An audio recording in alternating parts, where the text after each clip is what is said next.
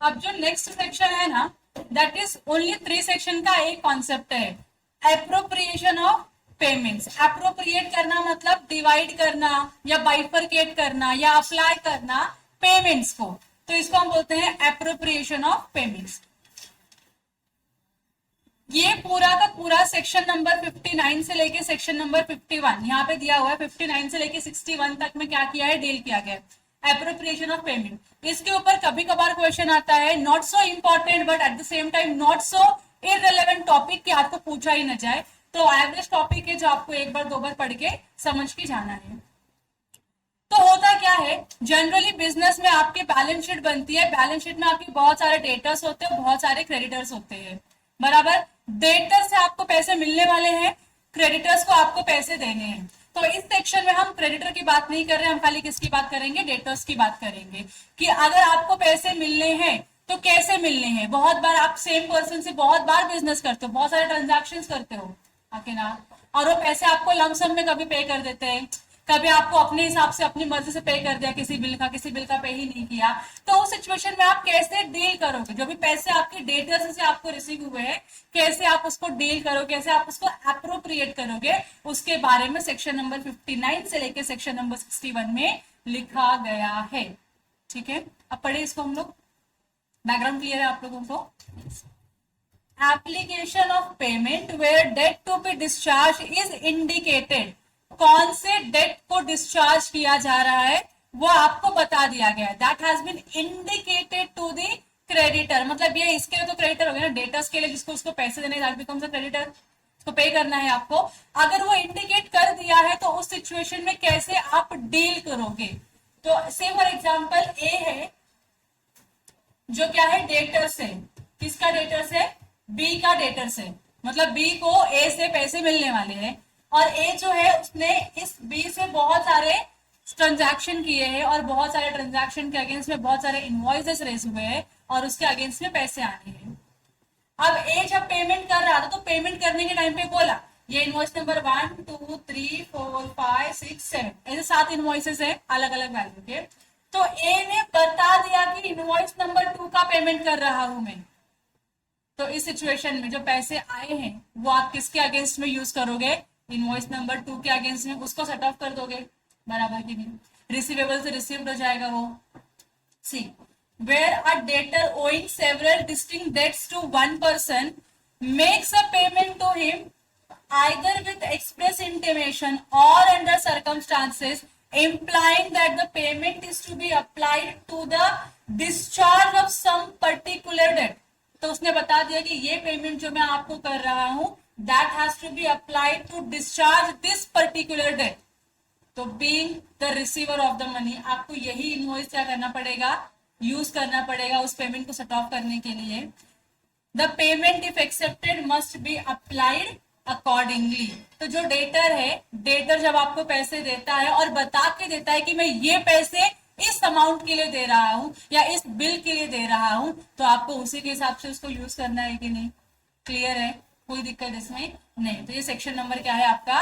59 है, जहां पे कौन से डेट के अगेंस्ट में पैसे मिले हैं वो आपको इंडिकेट कर दिया गया है, बता दिया गया है कि इस डेट के अगेंस्ट में आपको ये पैसे मिले हैं। तो आपको उसी के लिए उसको क्या करना पड़ेगा, अप्लाई करना पड़ेगा। ठीक है अदिति। नेक्स्ट क्या है? Section number 16, application of payment where debt to be discharge is not indicated. जिंदगी किसने आसान थी? उसने बता दिया कि इस डेट के अगेंस्ट में पेमेंट कर रहा हूं, रिसीव कर लो। आसान थी कि नहीं थी? आपको अपना दिमाग लगाने की जरूरत नहीं है। लेकिन अब जो पैसा दे रहा है ना पर्सन, उसने बताया ही नहीं कि कौन से डेट के अगेंस्ट पेमेंट कर रहा है। अब चालू होता तुमको तुम्हारा कैलकुलेशन कि पैसे इतने दिए, आप कौन से बिल के अगेंस्ट में इस पैसे को सेट ऑफ करना है, वो आपको समझ में आ ही नहीं रहा है। क्यों नहीं आ रहा है? क्योंकि उसने बताया ही नहीं कि कौन से बिल का पेमेंट कर रहा है वो। तो आप लोग कंफ्यूज हो। अब आपको क्या करना है, अपना दिमाग लगाना है और जो भी डेट्स के पैसे आए उसको आपको सेट ऑफ करते जाना है। लेकिन कैसे करोगे? तो आपके पास लिबर्टी है करने का। यहाँ क्या लिखा है, whether debtor has omitted to intimate and there are no other circumstances indicating to which debt the payment is to be applied। किसी भी सिचुएशन से आपको नहीं पता चल रहा है कि ये जो पैसे दिए हैं इसने कौन से डेट्स के अगेंस्ट में दिए हैं, समझ में आ ही नहीं रहा है. So creditor may apply at his discretion to any lawful debt which are actually due and payable to him from the debtor. तो आप क्या कर सकते हो, जो भी आपके मल्टीपल डेट्स थे आप अपने हिसाब से किसी भी डेट्स के अगेंस्ट उसको यूज कर सकते हो सेट ऑफ करने के लिए. तो ऊपर का ही अगर एग्जांपल में कंटिन्यू करूं तो इनवॉइस नंबर 1 में 1 लाख रुपीस का पेमेंट है, इनवॉइस नंबर 2 में आपका 2.5 लाख का पेमेंट है, इनवॉइस नंबर 3 में खाली 50,000 का पेमेंट है, 4 में 80,000 है, 5 में अगेन 2 लाख का पेमेंट है, 6 में कितना है 3 लाख है, और जो 7 इनवॉइस नंबर है उसमें आपका 10 लाख का पेमेंट है. तो ऑन एन एवरेज आपको इतना पैसा मिलने वाला है. किससे मिलने वाला है, मिस्टर ए से मिला है. आपने मिस्टर ए को इतने सारे गुड्स के इतने सारे वैल्यूज के सप्लाई किए हैं. अब ए जब पैसे दिया आपको तो ए ने बताया नहीं कि कौन से बिल के अगेंस्ट पैसे दे रहा है, और ए ने आपको समवेयर अराउंड 15 लाख रुपीस दे दिया. अब डेफिनेटली डेट्स तो ज्यादा है, मोर देन 15 लाख है. अब आपको नहीं पता कि इस 15 लाख को, चलो इसको मैं 12 लाख कर देती हूँ, दिख रहा है अभी. तो आपको उसने कितना दे दिया, 12 लाख रुपीस दे दिया. आप बोला है कि आपको जैसे सेट ऑफ करना है कर लो, उसने भी इंडिकेट नहीं किया तो आप अपने हिसाब से सेट ऑफ करोगे ना. और ये सारे के सारे जो डेट्स है वो लॉफुल है, मतलब आप रिसीव करने का राइट रखते हो इन डेट्स को. तो आप क्या करोगे, 12 लाख रुपए का जो पहले बड़े बड़े अमाउंट सेट ऑफ मार दोगे कि नहीं. जैसे यहाँ पे 10 लाख का पेमेंट था, आप क्या करोगे 12 में का 10 यहाँ पे यूटिलाइज कर लोगे. आप बचा कितना, 2. आप 2 कैसे यूज करना है, आपको ये 1,50,000 और ये 2 और इसमें का कुछ 50,000 उड़ाना तो उड़ा दोगे, या तो फिर आप क्या करोगे 12 में का 2 लाख इधर माइनस करते तो खाली सेकंड इनवॉइस का 2.5 लाख में का खाली कितना बचेगा, 50,000 बचेगा. कर सकते हो कि नहीं कर सकते हो. तो आपके पास चॉइस है अपने हिसाब से इस 12 लाख को यूटिलाइज करने का और डेट्स को सेट ऑफ करने का. ये क्लियर हो गया आप लोगों को. बट आगे इंपॉर्टेंट चीज लिखी हुई है, where its recovery is or is not barred by the law enforced for the time being in as the limitation of suits. However, he cannot apply the payment to the disputed debts. मतलब आपके balance sheet में जितना भी उस person के नाम पे debtors पड़ा है, आप उस हर डेटर्स के अगेंस्ट में इसको क्या कर सकते हो, सेट ऑफ कर सकते हो. हर डेटर्स के अगेंस्ट में आप इसको सेट ऑफ कर सकते हो. खाली किसके अगेंस्ट सेट ऑफ नहीं कर सकते हो, तो जो भी डिस्प्यूटेड डेट्स है ना उसके अगेंस्ट आप सेट ऑफ नहीं कर सकते हो. क्यों, इसके ऊपर डिस्प्यूट चालू है ना, तो आप इसके ऊपर वो बैलेंस सेट ऑफ नहीं कर सकते हो. You have to wait until the judgment comes. जब ये डिस्प्यूटेड डेट्स रिजॉल्व होकर नॉर्मल डेट्स होगा तो आप इसके अगेंस्ट क्या करोगे, इसको सेट ऑफ कर दोगे. लेकिन आप डिस्प्यूटेड डेट्स के अगेंस्ट में किसी भी पैसे को सेट ऑफ नहीं करोगे.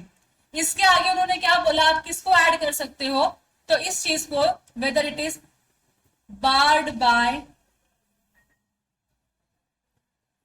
लिमिटेशन एक्ट और नॉट.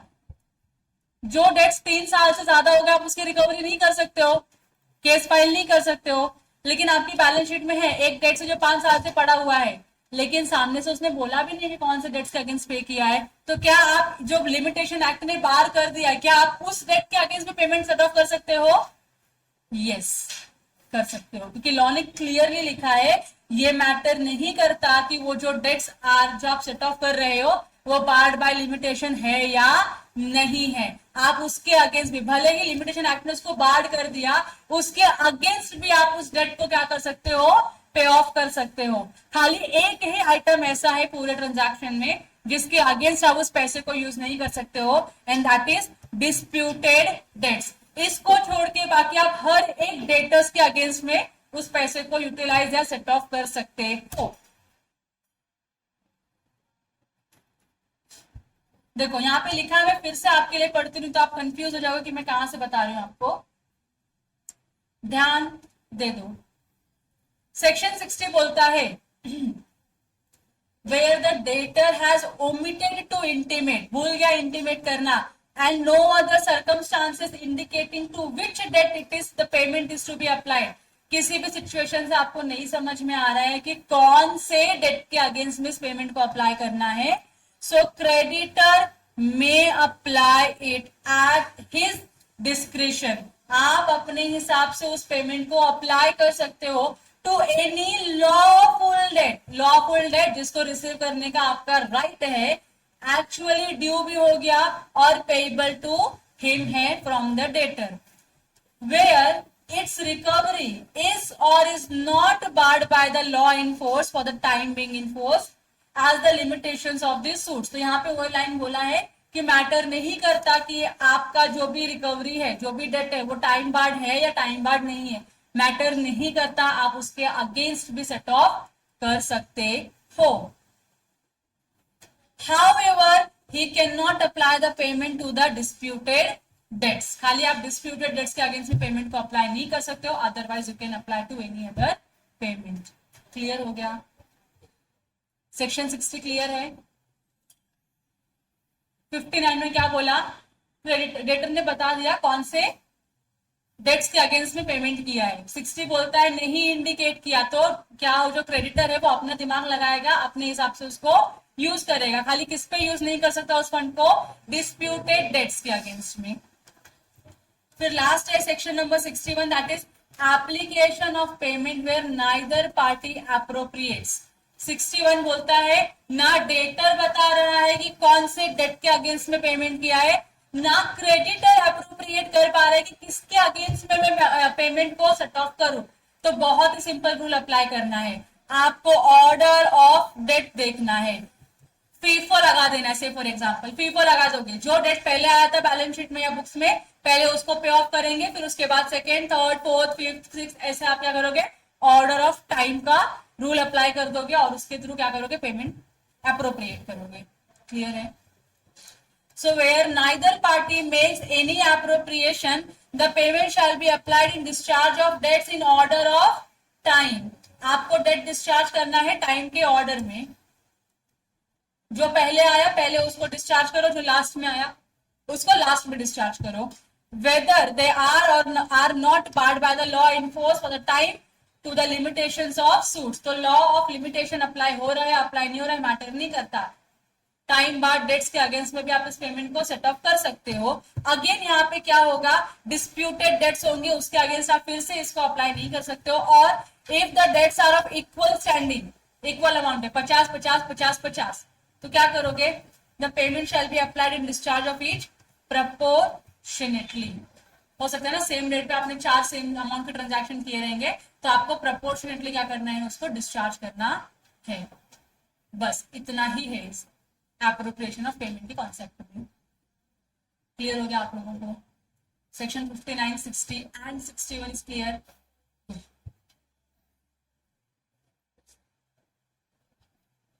सेकेंड लास्ट पार्ट है कॉन्ट्रैक्ट, जिसको परफॉर्म करने की जरूरत नहीं है, और लास्ट में पढ़ेंगे डिस्चार्ज ऑफ कॉन्ट्रैक्ट। डिस्चार्ज बहुत ही छोटा सा टॉपिक है, फटाक से खत्म हो जाएगा। If I am not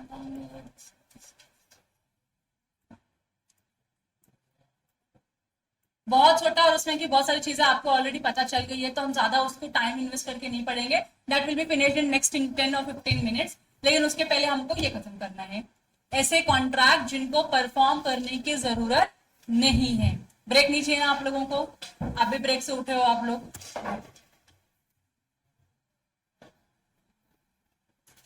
okay, section number 62 से लेके सेक्शन नंबर 67 ये बताता है कि देयर आर सर्टन कॉन्ट्रैक्ट जिनको आपको परफॉर्म करने की जरूरत नहीं है। बहुत सिंपल है, आपने कॉन्ट्रैक्ट में एंटर किया, you have to perform the contract, बराबर कि नहीं? नहीं परफॉर्म करते हो तो नॉन परफॉर्मेंस का आपके ऊपर क्या लग जाता है? केस लग जाता है। अगर आपको उससे बचना है तो आप कुछ इस तरीके के अग्रीमेंट्स कर लो या कुछ म्यूचुअल अंडरस्टैंडिंग बिठा लो जहां पे आप कॉन्ट्रैक्ट को क्या करते हो? परफॉर्म नहीं करते हो और डिस्चार्ज भी हो जाता है। So there are certain situation जहां पे आप कर सकते हो, जिसकी वजह से जो पुराना कॉन्ट्रैक्ट है उसको परफॉर्म करने की जरूरत नहीं होती है। वही आपको सेक्शन नंबर 62 से लेके सेक्शन नंबर 67 में बताया गया है। पढ़े? तो जो सबसे पहला सेक्शन है वो सेक्शन बोलता है effect of novation, recession and alteration of contract. Section number 62 में आपको 3 चीजें पढ़नी है, नोवेशन, रिसेशन, ऑल्टरेशन। नोवेशन का मतलब होता है जूना दो नया लो, मतलब पुराना कॉन्ट्रैक्ट कैंसिल करो नया कॉन्ट्रैक्ट बनाओ, पुराना कॉन्ट्रैक्ट कैंसिल करो नया कॉन्ट्रैक्ट बनाओ, उसको हम नोवेशन बोलते हैं। सब लिखा हुआ है मॉड्यूल में, सब लिखा हुआ है। दूसरा है रिसेशन। रिसेशन का मतलब है कॉन्ट्रैक्ट को क्या कर दो, कैंसल कर दो, परफॉर्म करने की जरूरत ही नहीं है। और तीसरा क्या है, ऑल्टरेशन, कॉन्ट्रैक्ट में चेंजेस कर दो। ऑल्टरेशन का मतलब चेंज करना ही होता है, यू ऑल्टर द कॉन्ट्रैक्ट। तो ये क्या हो जाएगा, इन तीनों ही सिचुएशन में you are not suppose to perform the contract. Clear है, नोवेशन, रिसेशन, ऑल्टरेशन। नोवेशन का मतलब क्या है, पुराने कॉन्ट्रैक्ट की जगह पे नया कॉन्ट्रैक्ट बनाना। रिसेशन का मतलब है कॉन्ट्रैक्ट को कैंसिल कर देना। और नोवेशन क्या, ऑल्टरेशन। ऑल्टरेशन का मतलब क्या है, फिर कॉन्ट्रैक्ट के टर्म्स एंड कंडीशंस को चेंज करना है, कॉन्ट्रैक्ट को माइनर चेंजेस करना। ये क्लियर हो गया आप लोगों को। अगर आप ये करते हो तो पुराने वाले कॉन्ट्रैक्ट परफॉर्म करने की जरूरत है क्या आप लोगों को, नहीं। तो वो क्या हो गया, डिस्चार्ज हो गया, बिना परफॉर्म किए ही क्या हो गया, डिस्चार्ज हो गया। तो देखो, if the parties to a contract agree, अगर कॉन्ट्रैक्टिंग पार्टीज अग्री करती है to substitute a new contract for it, जो भी पुराना कॉन्ट्रैक्ट है उसके बदले में नया कॉन्ट्रैक्ट सब्सटीट्यूट करे। और टू रिसाइन, रिसाइन मतलब क्या कर दे, वो कॉन्ट्रैक्ट को कैंसिल कर दे। और टू ऑल्टर इट, ऑल्टर करना मतलब क्या करना होता है, चेंज कर दे। The original contract need not to be perform. आप तीनों में से कोई भी मेथड अप्लाई करते हो तो पुराना वाला जो कॉन्ट्रैक्ट है आपको परफॉर्म करने की जरूरत नहीं होती है। तो इसका इफेक्ट क्या है, नोवेशन का, रिसेशन का एंड ऑल्टरेशन का। तो पहले नोवेशन देखते हैं। So the parties to a contract may substitute the new contract for the old one.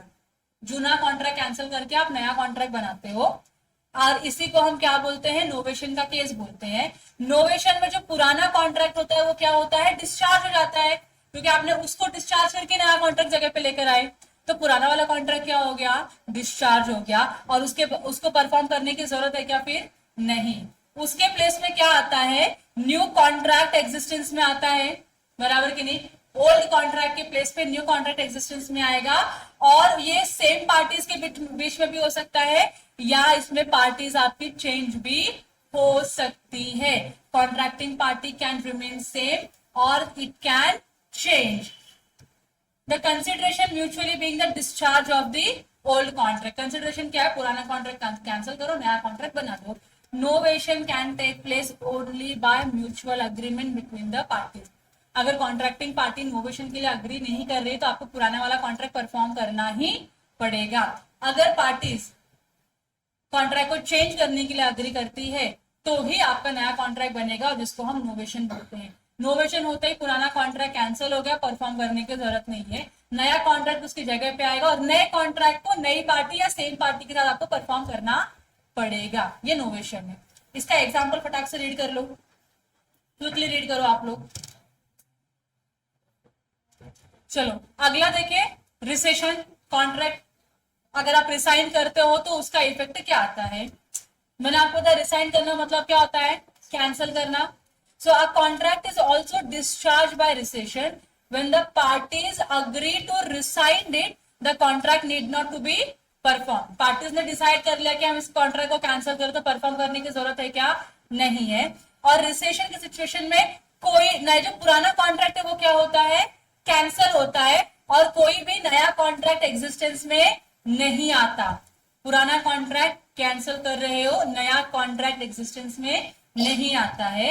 और ये बता रहे हैं कि इस ये पॉइंटलेस है बोलना कि नोवेशन और रिसेशन क्या है, या फिर नोवेशन इंक्लूड्स रिसेशन। ये बता रहे नोवेशन इंक्लूड्स और इन्वॉल्व रिसेशन, बोलते हैं पॉइंटलेस, ऐसा कुछ भी फालतू सा डिस्कशन यहाँ पे करो नहीं। नोवेशन और recession discharge by mutual agreement, दोनों में ही क्या लगता है आपको, म्यूचुअली पार्टीज को अग्री करके डिसाइड करना होगा। बिना अग्रीमेंट, बिना डिस्कशन के आप ये कर नहीं सकते हो। वन पार्टी खुद से कॉन्ट्रैक्ट रिसाइन कर दे नहीं हो सकता, दोनों पार्टी को आना पड़ेगा, डिस्कस करना पड़ेगा, और फिर कॉन्ट्रैक्ट आप रिसाइन कर सकते हो। क्लियर हो गया, खत्म। ये क्या था आपका, रिसेशन था। पुराना कॉन्ट्रैक्ट कैंसिल हो गया, परफॉर्मेंस करने की जरूरत नहीं है, नया कॉन्ट्रैक्ट एग्जिस्टेंस में नहीं आता है, और नोवेशन में रिसेशन इंक्लूड नहीं होता है। यहाँ तो क्लियर हो गया आप लोगों को। और लास्ट है effect of alteration of contract. अगर आपने ऑल्टर किया, कंडीशन चेंज किया या कुछ भी चेंज किया उसमें, तो उसका इफेक्ट क्या। As in the case of novation and recession, so also in case where the parties to a contract agree to alter it, the original contract is rescinded.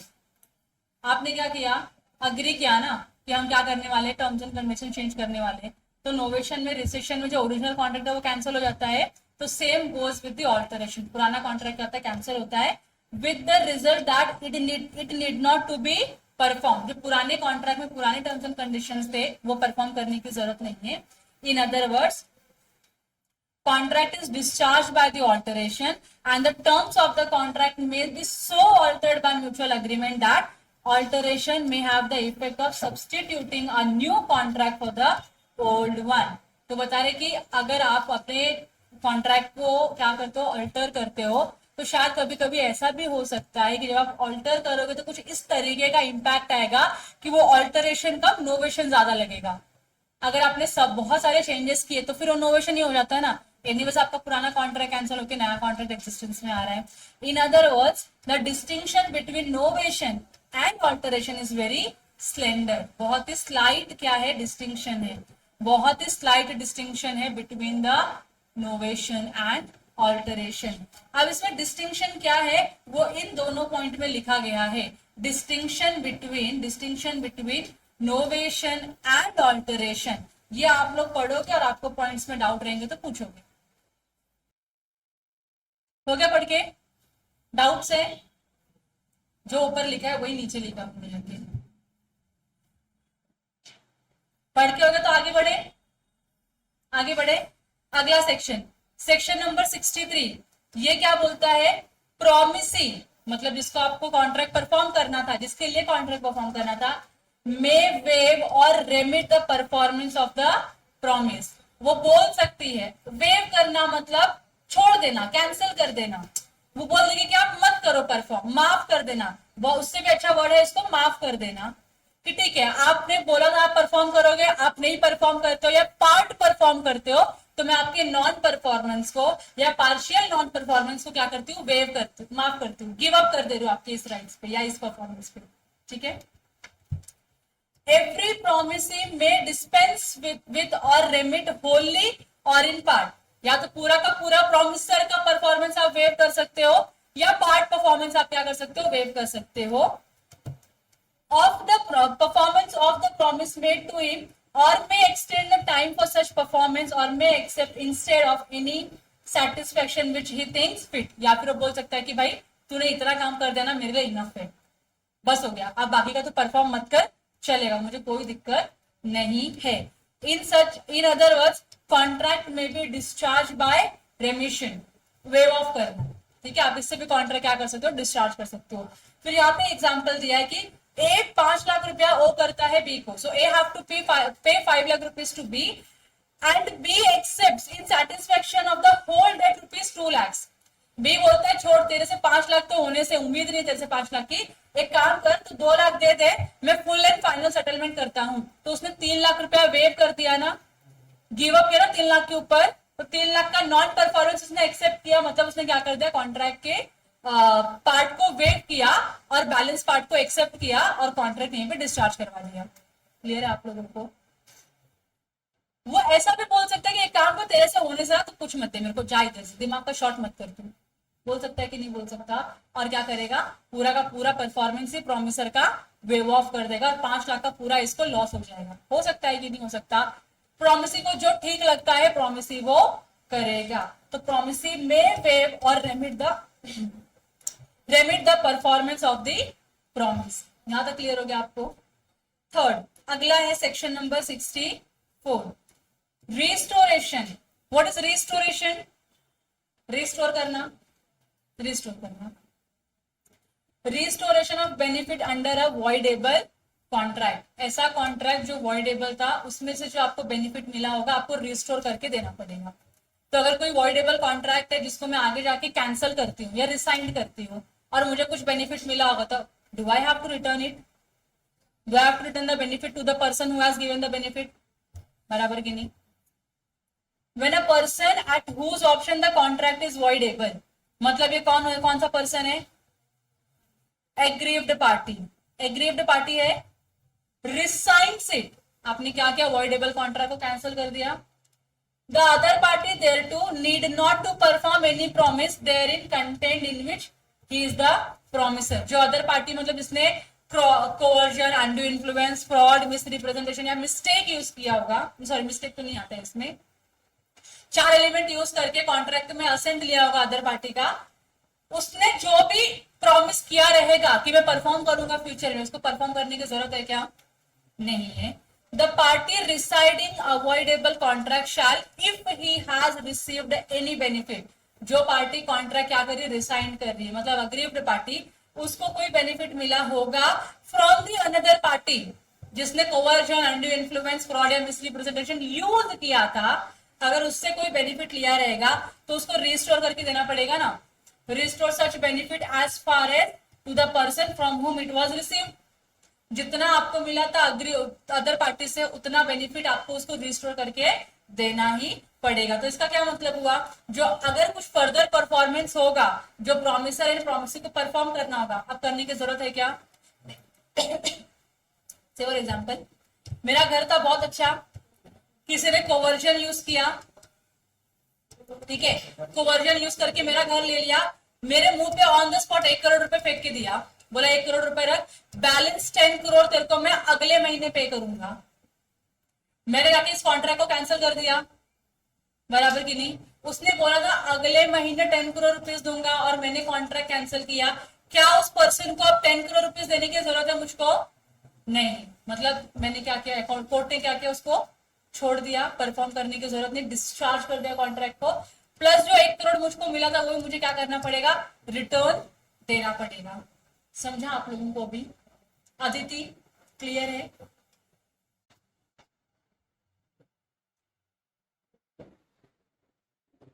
इसका एग्जांपल दिया है 35 में इंश्योरेंस कंपनी का। देखो, insurance company आपके contract को resign कर सकती है, आपने जो पॉलिसी लिया उसको कैंसिल कर सकती है, कौन से ग्राउंड पे? कि जो मटेरियल फैक्ट है आपने डिस्क्लोज नहीं किए।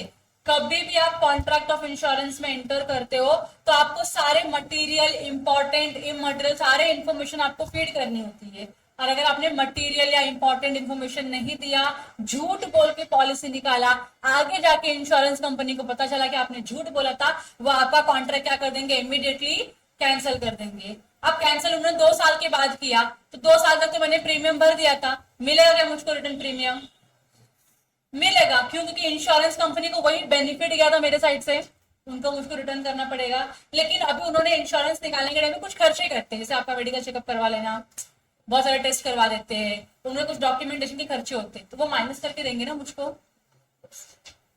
When it does so, the premium collected by in respect of the policy reduced by amount of expenses incurred by it in this connection and must be repaid to the policy holder। Clear हो गया आप लोगों को? समझा क्या बोला मैंने? मुझे पानी मंगाएगा? yes। बहुत प्यास लगी यार, पिला देना एक बॉटल।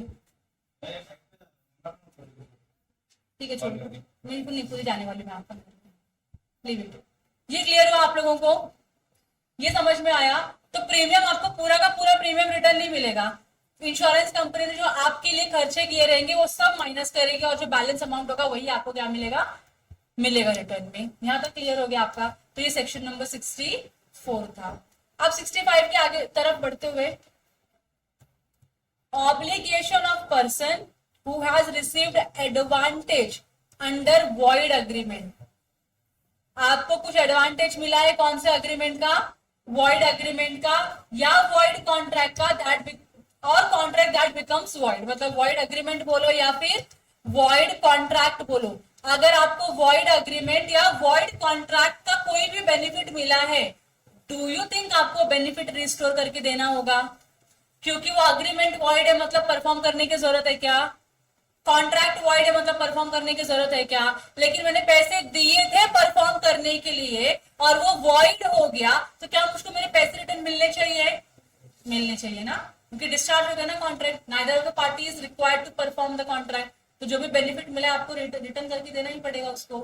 यस देखो, when an agreement is discovered to be void, जब मालूम पड़ा कि आपका अग्रीमेंट वॉइड है या फिर आपका कॉन्ट्रैक्ट क्या बन जाता है, वॉइड बन जाता है, any person who has received advantage, किसी भी पर्सन को उस वॉइड अग्रीमेंट का या वॉइड कॉन्ट्रैक्ट का एडवांटेज मिला है, is bound to restore it, restore करना पड़ेगा, या तो आपको कॉम्पेंसेशन देना पड़ेगा to the person from whom it is received. अगर आपने यूज कर लिया है उस बेनिफिट को तो आपको कॉम्प ऑफ करके देना पड़ेगा, कॉम्पेंसेट करना पड़ेगा कि भाई देख इतने का बेनिफिट लिया था, इतना पैसा रखना चाहिए।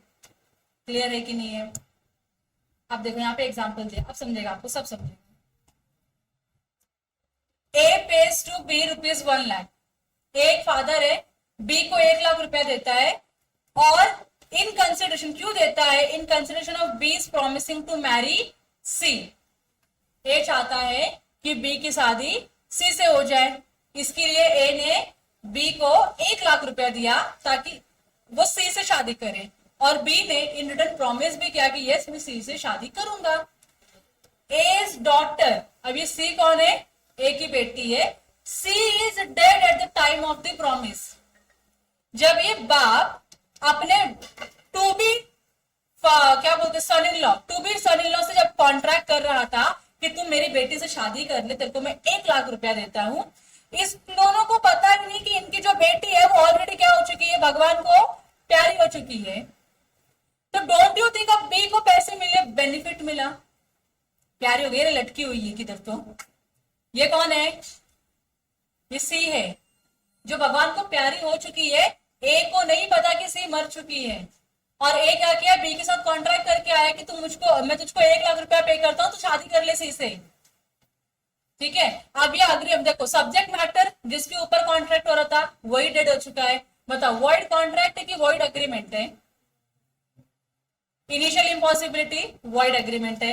अब बी को बेनिफिट मिल गया कि नहीं इस कॉन्ट्रैक्ट का, अब बी परफॉर्म, मरी हुई लड़की से शादी करेगा क्या, तेरे बाप ने 1 लाख रुपया दे, तू मरी है लेकिन मंडप पे बैठ, शादी करने के बाद ही मर रहा है, देखो सिंदूर पहनाऊंगा, मंगलसूत्र पहनाऊंगा, उसके बाद ही देखो हम क्या करेंगे, अंतिम संस्कार करेंगे तेरा, उसके पहले नहीं। ऐसा हो सकता है क्या, नहीं हो सकता। अब वो क्या हो चुकी है, डेड हो चुकी है, तो अब आप उसके साथ सब इमेजिन कर रहे हो कैसे शादी करोगे डेड लड़की के साथ। तो इस सिचुएशन में बी को जो भी बेनिफिट मिला है, डू यू थिंक बी को इस बेनिफिट को रिटर्न करना पड़ेगा ए को? So the agreement is void. B must repay ₹1 lakh to A. ना तो क्लियर हो गया आप लोगों को? इजी कॉन्सेप्ट है कि नहीं, डाइजेस्ट कर पा रहे हो कि नहीं कर पा रहे हो? बहुत बढ़िया। अब यहाँ पे कुछ एडिशनल एग्जांपल्स लिखे हुए, I want you guys to read it at home, और अगर आपको कुछ डाउट आएगा तो प्लीज ब्रिंग इट टुमारो, ठीक है। दोनों पैराग्राफ आपको घर पे बैठ के पढ़ना है। नेक्स्ट है कम्युनिकेशन ऑफ रिसेशन। आप क्या कर रहे हो, कम्युनिकेट कर रहे हो, किस लिए कम्युनिकेट कर रहे हो, किसी कॉन्ट्रैक्ट को रिसाइन करने का। रिसाइन करना मतलब कैंसिल करना। आप कैंसिल करने के लिए कम्युनिकेट कर रहे हो, मतलब आप नोटिस भेज रहे होंगे, सामने वाले पर्सन को इंटीमेट कर रहे हो, via letter, phone, face to face, किसी भी तरीके से करना कर रहे हो, बराबर की नहीं। आपने नोटिस दे दिया, आपने इंटीमेशन दे दिया, आपने कम्युनिकेट कर लिया। Now do you have to perform the contract? नहीं ना, डिस्चार्ज हो गया without performance. So you have noticed that a contract is voidable at the option of one of the parties, can be resigned. Contract voidable तो कभी भी आप cancel कर सकते हो, but rescission must be communicated to the other party. आप resign करते हो तो आपको पता है ना, अदर पार्टी को कैसे मालूम पड़ेगा कि कॉन्ट्रैक्ट क्या हो रहा है, कैंसिल हो रहा है। You have to communicate it, बराबर। In the same manner as a proposal is communicated under section 4, कैसे आपको कम्युनिकेट करना है आपका रिसेशन और रिसाइननेस ऑफ द कॉन्ट्रैक्ट। जैसे आप प्रपोजल कम्युनिकेट करते हो उसी तरीके से आपको आपका रिसेशन में कम्युनिकेट करना होगा, बताना होगा कि भाई कम्युनिकेट कर रहा हूँ कि मैंने अपना जो भी प्रॉमिस है उसको मैंने क्या किया, रिटर्न ले लिया, मैं कॉन्ट्रैक्ट क्या कर रहा हूँ, परफॉर्म नहीं कर रहा हूँ, contract is rescinded from now onwards. Intimate करना पड़ेगा कि नहीं करना पड़ेगा। Similarly a rescission may be revoked in the same manner as a proposal is revoked. जैसे आप ऑफर रिवोक कर सकते हो, वैसे आप जिस सेक्शन को भी क्या कर सकते हो, रिवोक कर सकते हो, ज्यादा डिटेल में पढ़ने की जरूरत नहीं है। खाली इतना याद रखो, अगर आप कॉन्ट्रैक्ट को रिसाइन करते हो तो you have to communicate it to the other party. जिसके साथ आपने कॉन्ट्रैक्ट किया, जो कॉन्ट्रैक्ट परफॉर्म नहीं करने वाला, उसको बताओ तो सही कॉन्ट्रैक्ट नहीं परफॉर्म करना है। सेक्शन नंबर 66 खत्म। लास्ट सेक्शन है इस टॉपिक का, वो क्या बोलता है, effect of neglect of promisee to afford promisor reasonable facilities for the performance. मतलब यहाँ पे क्या हो रहा है, जो प्रॉमिस सी है उसके निग्लेक्ट की वजह से प्रॉमिसर कॉन्ट्रैक्ट को परफॉर्म नहीं कर पा रहा है, तो कॉन्ट्रैक्ट क्या हो जाएगा, वॉइडेबल होगा। अगर कॉन्ट्रैक्ट कैंसिल कर दिया तो कोई सी भी पार्टी को कॉन्ट्रैक्ट परफॉर्म करने की जरूरत नहीं है। So if any promisee neglects or refuse to afford the promisor reasonable facilities for the performance of his promise, the promisor is excused by the neglect as to any non-performance caused thereby। तो promisor के ऊपर कोई allegation नहीं लगेगा कि आपने contract perform नहीं किया, because the promisee has failed to provide necessary facilities to perform the promise। Clear है आप लोगों को? मतलब मैंने प्रॉमिस किया कि मैं आके तुम्हारे घर पे चप्पल का रैक बना के जाऊंगी, तुमने बोला कि मैं तुमको ये सामान दूंगी, तुमने सामान नहीं दिया करके मैंने रैक नहीं बनाया ना, तो मेरी गलती की तुम्हारी गलती? वेरी गुड, बस वही यहाँ पे लिखा है। देखो एग्जाम्पल, इफ एन अप्रेंटाइज, मतलब कौन होता है, ये आर्टिकल होता है, मतलब तुम लोग हो, तुम्हारी बात चल रही है। If an apprentice refuses to learn, तुम्हारी इच्छा नहीं है सीखने की, the teacher can not be held liable for not teaching. If you guys are not ready to listen, not ready to learn, teacher के ऊपर क्या ही ब्लेम डाल के करोगे कि पढ़ा नहीं रहे हम लोगों को? तुम लोग प्रॉमिस ही हो ना, you must be having the willing to learn। तो ही मतलब है टीचर का यहाँ बैठ के, तुम्हारी इच्छा नहीं, जाओ ना मैडम, क्यों आज पका रहे हो हम लोगों को, जाओ वहां पे दोपहर को मौसम में खाना पीना खा के सो जाओ, हम भी सोते हैं आराम से, हमको पढ़ने की इच्छा नहीं है, फीस है ना बाप ने भरा, कोई दिक्कत नहीं है, हमारा कुछ जान ही रहा है, हमारा कोई लॉस नहीं है, ऐसा चलेगा क्या? नहीं चलेगा। तो आप अगर नहीं सीख रहे हो तो प्रॉमिसर की कोई गलती नहीं है, नहीं सिखाने की। सेम 38 में एग्जांपल दिया हुआ है, ए कॉन्ट्रैक्ट करता है बी के साथ कि मेरा घर रिपेयर कर दो, एंड बी जो है निग्लेक्ट करता है या रिफ्यूज करता है उसको ये बताना कि कहाँ पे रिपेयर करना है। घर तो है लेकिन घर में किधर रिपेयर करना है बताओ तो सही, और बी ने उसको नहीं बताया कि कहाँ पे रिपेयर करना है, तो क्या ए लाइबल है नॉन परफॉर्मेंस के लिए? नहीं। A is excused for the non performance of the contract if it is caused by such neglect or refusal. ठीक है, यहां तक क्लियर है आप लोगों को? तो हम लोगों का ऐसा टॉपिक जिसमें ये लिखा था कि कॉन्ट्रैक्ट ऐसे है जो आपको परफॉर्म करने की जरूरत नहीं है, contracts which need not to be performed by both the parties, cover हो गया है। सेक्शन नंबर 62 से लेके सेक्शन नंबर 67 तक हम लोगों ने पढ़ लिया है। Do you have any doubt? बहुत बढ़िया।